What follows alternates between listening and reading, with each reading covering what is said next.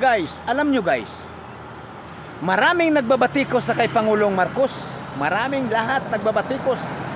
Lahat na pagkontrol ay ginawa ni Pangulong Marcos. Bakit binabatikos nila ito? No? At shout out po, marami pong ginagawa si Presidente Marcos sa ating Pilipinas na hindi po nagawa ni Pangulong Duterte. At dito po umakyat at bumaba na po ang ating bigas, na ang sako dati ay lapit 3K ang sako, ngayon ay mahigit na po sa 1,000 ang sako. Ito nang pinakahihintay po natin mga ka-idol, na itong marang na ito, dati ito ay binibili na halagang 250 mga ka-idol yung marang.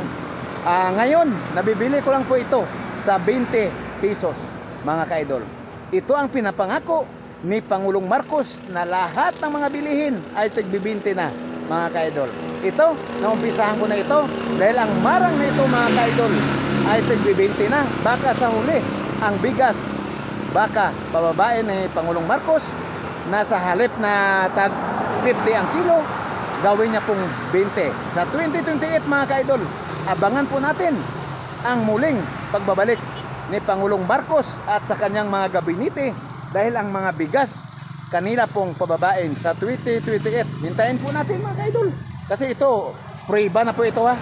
20 po ito binili ko mga ka-idol, kasi sabi ni Pangulong Marcos lahat ng mga bilihin ay gagawin kong 20 mga ka-idol. Ayun, yan. Yung gasolina ngayon napakamura na.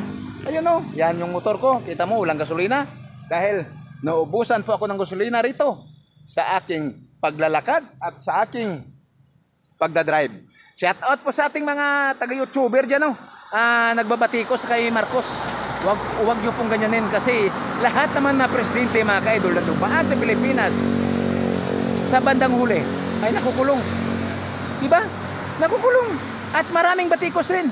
Ngayon kung sino naman ang nakataas at nakaupo sa taas, siya po ay makapangyarihan sa lahat. Kaya po tayo ngayon mga ka-idol, ang ating asikasuhin, ang ating pamilya at ang ating sambayanang Pilipino, na wag po tayo magwatak-watak at halip po tayo ay magkaisa na.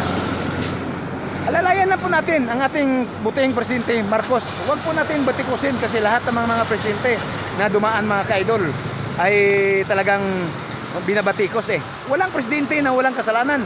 Lahat meron binabatikos kahit walang kasalanan. Binibigyan ng kasalanan lahat ng mga presidente. Nung malaki na ako, ganito na ako, ano ako talaga mga ka-idol. Ito, patunay na ito ay ginawa ni Marcos. Ang marang na ito ay tig-20 na.